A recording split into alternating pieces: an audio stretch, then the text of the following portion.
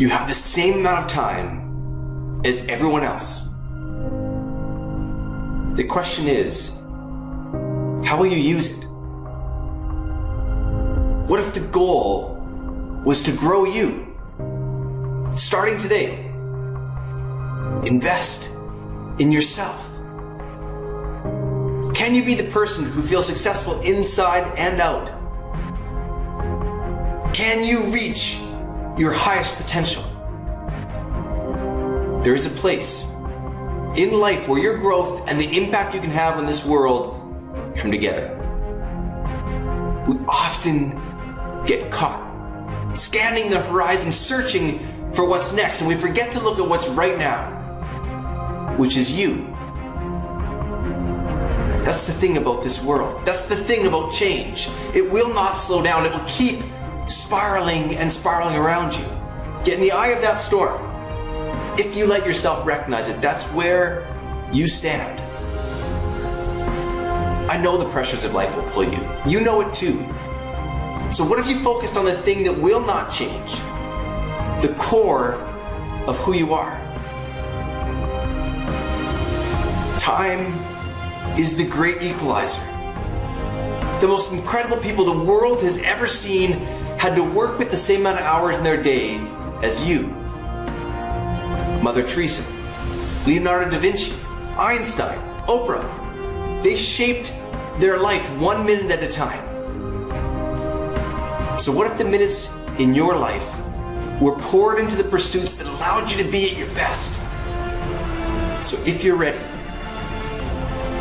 take on the challenge. Rise up and see yourself in new light. Focus on yourself.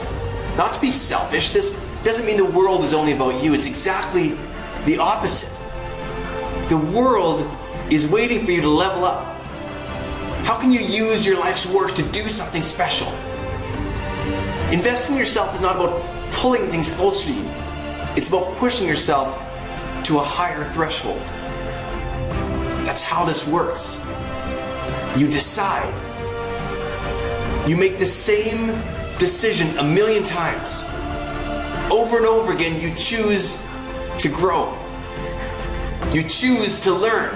You choose to push through the barriers you were creating for yourself. That is what's out there on the horizon. Moment by moment, choice by choice.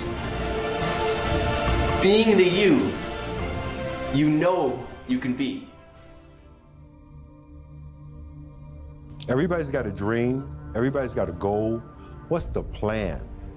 And your plan has got to have something I call the C5 complex. Your plan has got to be clear, concise, compelling, consistent, and committed. You've got to have a plan. And when you're trying to do something that you're truly passionate about, there is no plan B. What are you going to do with the rest of your life? That's a trigger. That's the biggest trigger that I have ever experienced. What are you going to do the rest of your life? Just got to show you guys this view. It is spectacular of one of my favorite cities in the world, Vancouver, Canada. And look, I've dropped my blood and sweat in this city, wrestled multiple matches in this city, shot big movies in this city. But one thing that a lot of people don't know that I want to share with you guys is when I was 22 years old, I came to this city for the first time. I was playing in the Canadian Football League, playing my first pro football game. I was playing for the Calgary Stampeders. We were playing the BC Lions. I was so excited. 2 days later, I got cut. The dream shattered, sent home with $7 in my pocket. I was like, wait, no, I gotta play in the NFL eventually. Those are my big goals. That's my dream. You realize that playing in the NFL was the best thing that never happened because it got me here. So my point is, look, you're gonna get your ass kicked. We're gonna get the shit kicked out of us. You gotta get up. You gotta have faith that the one thing you wanted to happen oftentimes is the best thing that never happened. So have faith. Just keep that in mind and keep plugging away.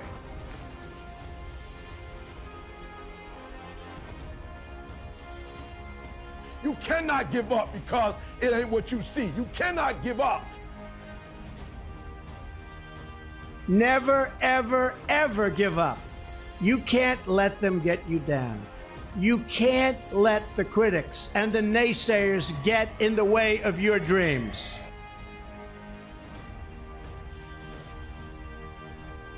Champions keep going when they don't have anything left in their tank. That's the difference between the greats. That's what separates them. When they don't have no more. When it's over, when they're tired, when they're frustrated, when they're ready to give up, when they spent their last dime, that's when they get started.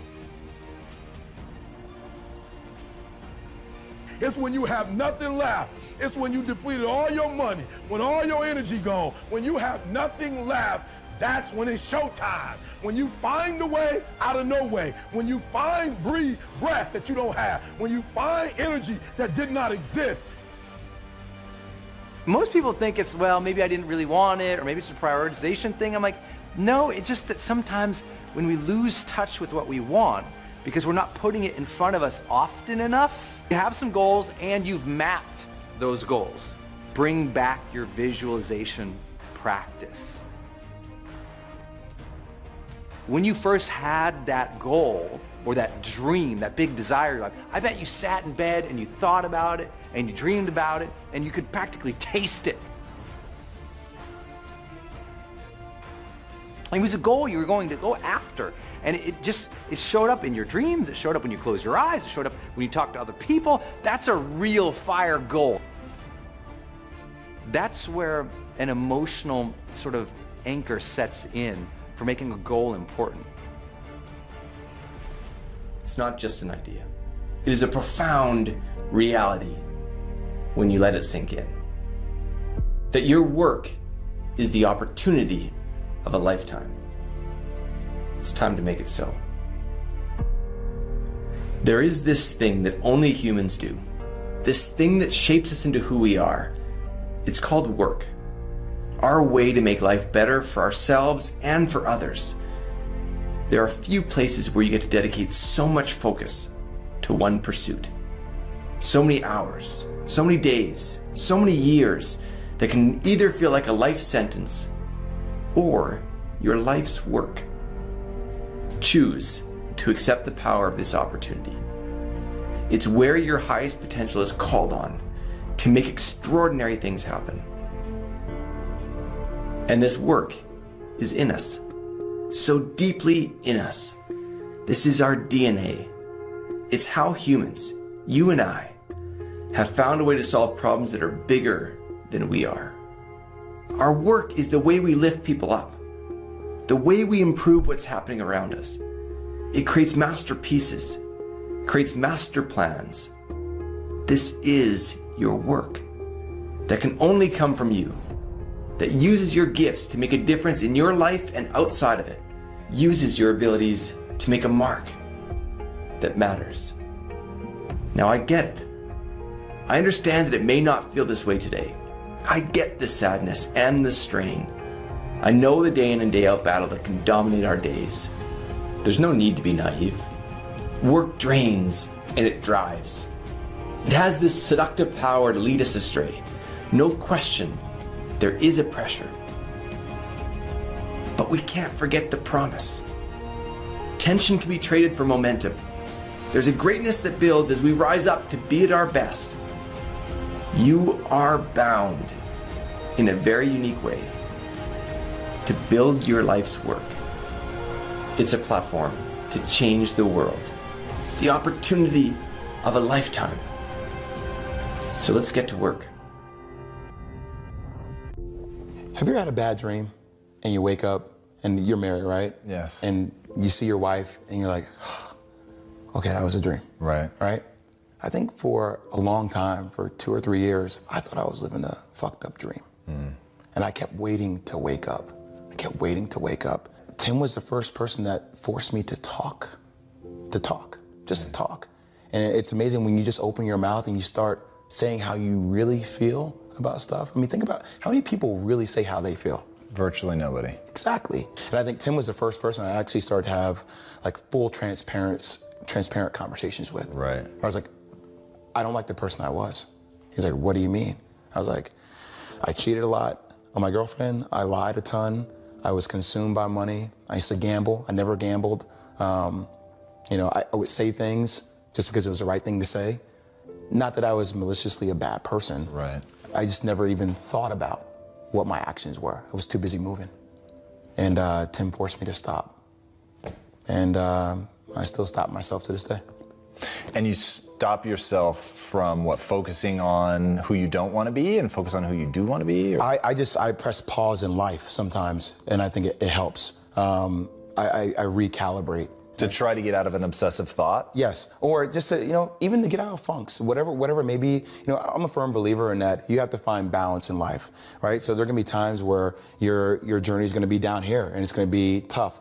And the same when things get high. You know, you sign a new deal, or you have to be able to keep things in perspective. And I think sometimes when I stop, I force myself to assess, okay, where are the benefits? You know, where are the negatives? How can I turn this negative into a positive? All right, let me make sure that I don't get too high and I continue to keep my head down and work harder because I want to achieve more. If it's not for me, for the people that work for me or for my girlfriend or my mom deserves better. So I try to find that one thing because I'm very goal oriented that I need to work towards. And once I achieve that, it's another goal. And I don't want it to ever stop because that's what life should be.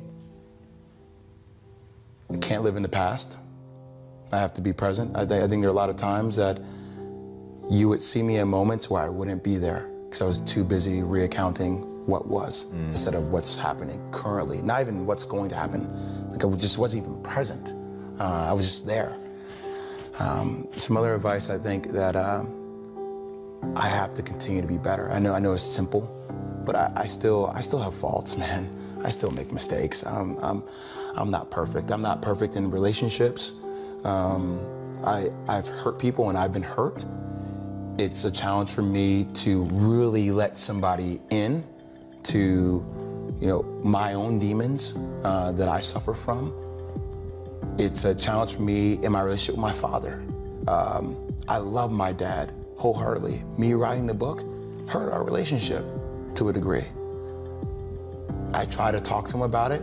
It's a work in progress. It's amazing how some of the people that you love more than anything, you have a difficult time connecting to. But you feel the love, you recognize it.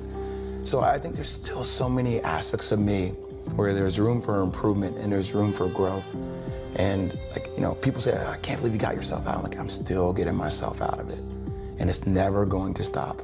And that's a good thing because it could have stopped on June 19th. And if it had stopped on June 19, 2003, how sad would that have been that I wouldn't even have been able to spend time reflecting on the shit that I was doing. So now it's like I have a second chance. And I'm not gonna say that I sometimes don't get carried away or get lost in what I'm doing. I am extremely ambitious, right? Just like you, right? So, you know, that's work. Look, my girlfriend needs to check me. My mom needs to check me. I have these people who are sounding boards in my life right now who are willing to say difficult things to me. And I ask, how many people do you have that you allowed to be in your circle that can say painful things to you that you may not like to hear?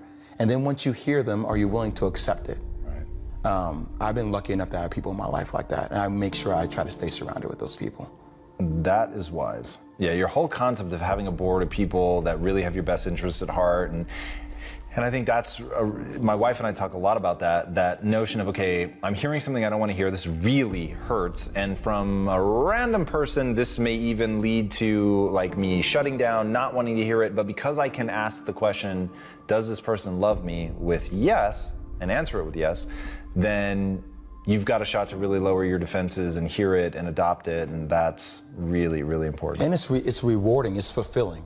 It's fulfilling to recognize that nobody is the perfect end product and that everybody has stuff to work on. But once you're able to say, wow, that is something I need to work on, and you feel yourself taking the steps necessary to be better at it. What advice do you have for people that are going through like real anguish, like real pain, I guess either emotional or physical?